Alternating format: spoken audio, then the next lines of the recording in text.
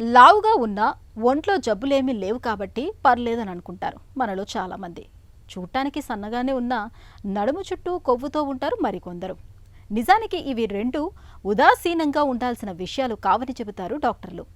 లావుగా సన్నగా ఉండటం కాదు, శరీరములో కొవ్వు మోతాదు ఎంత ఉందనేది ప్రధానమైన అంశం. ఒంట్లో మోతాదుకు మించి ఉన్న అధిక కొవ్వు ఉన్నట్టుండి ఉప్పెను సృష్టిస్తుంది.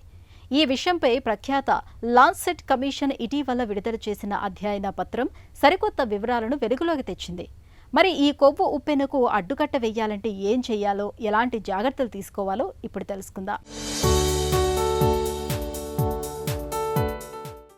స్థూలకాయం ఇది జబ్బులకు రాచబాట.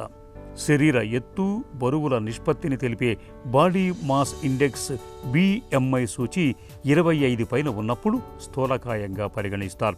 అయితే 25 కంటే తక్కువ BMI ఉన్నప్పటికీ ఒంట్లో కొవ్వు నిల్వల మోతాదు ఎక్కువగా ఉండటం ప్రమాదకరమేనని ప్రఖ్యాత Lancet commission పేర్కొంటోంది.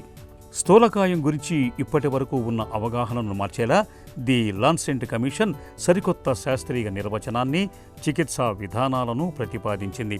ఒబెసిటీని pre clinical, clinical ఒబెసిటీలుగా విభజించింది.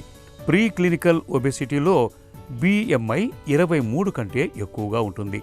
శరీరంలో అవయవాల మధ్య కొవ్వు ఎక్కువగా ఉంటుంది, కానీ అనారోగ్య లక్షణాలు, సంకేతాలేవి ఉండవు. అయితే వీరికి భవిష్యత్తులో జీవనశైలి రుగ్మతలతో పాటు గుండెపోటు, పక్షవాతం ముప్పు అధికంగా ఉంటుంది. క్లినికల్ ఒబెసిటీలో BMI 23 కంటే ఎక్కువగా ఉంటుంది. బాడీ ఫ్యాట్, ఫ్యాటీ లివర్, అధిక రక్తపోటు, మధుమేహం, గురక, శ్వాస ఇబ్బందులు, కీళ్ల నొప్పులు వంటి ఇబ్బందుల్లో కొన్ని గాని అన్నీ గాని ఉంటాయి. శరీరంలో అవయవాల పనితీరుపై దుష్ప్రభావం పడుతుంది. ఈ నేపథ్యంలో కేవలం BMIపై ఆధారపడకుండా శరీరంలో కొవ్వు శాతం ఎంత ఉందనేది పరీక్షించుకోవటం చాలా ముఖ్యం.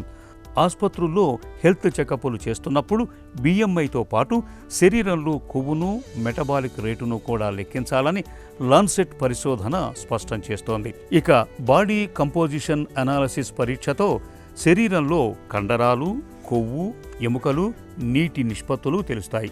ఈ పరీక్షతో జీవక్రియ ఎలాగుందనేది అర్థమవుతుంది.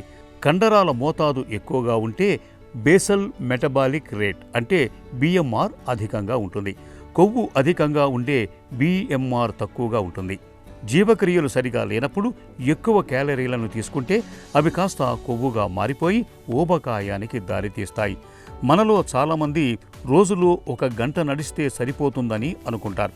కానీ జీవక్రియలు మెరుగవటానికి, కండరాల వృద్ధికి కొన్ని బరువులెత్తే వ్యాయామాల్ని తప్పనిసరిగా చేయాల్సిందే. బరువు నియంత్రణలో ఉండటానికి ఆహారంలో క్యాలరీల నియంత్రణ చాలా ముఖ్యం. ప్రోటీన్లు ఎక్కువగా, కార్బోహైడ్రేట్లను తక్కువగా తీసుకోవాలి. కొవ్వు మోతాదు మధ్యస్థంగా ఉండాలి. ప్రీ క్లినికల్ ఒబెసిటీ ఉన్నవారు ముందస్తు ఆరోగ్య సంరక్షణ చర్యలు చేపట్టాలి.